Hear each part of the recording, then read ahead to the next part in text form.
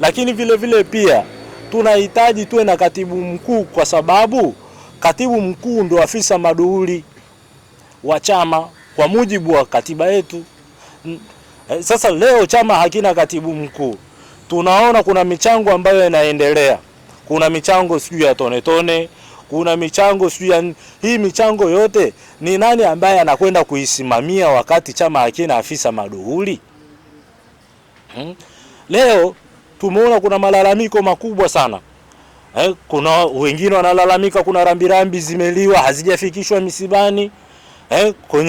Kwenye msiba wa mzee wetu marehemu mzee Mtei zimechangwa fedha, hakuna hata shilingi 100 ambayo imefika kwenye familia. Mimi bahati nzuri na marafiki ambao wako kwenye ile familia. Hakuna hata shilingi 10 ambayo imefika kwenye ile familia, pesa ya rambirambi. Unaenda kumuuliza nani wakati chama hakina afisa maduhuli? Toka hapo unaenda kwenye msiba wa marehemu mzee wetu Bwege ambaye aliamua kujiunga na sisi dakika za mwisho za uhai wake. Michango imeliwa. Hii michango ya rambirambi ambayo imeliwa unaenda kumuuliza nani? Unaenda kumuuliza nani kuhusiana na hizi fedha ambazo zimepotea ndani ya chama? Kama chama hakina afisa maduhuli, ina maana chama hakina watendaji. Chama hakina katibu mkuu, ina maana kwamba chama moja kwa moja hakina wakurugenzi. Ni nani mkurugenzi wa fedha wa Chadema?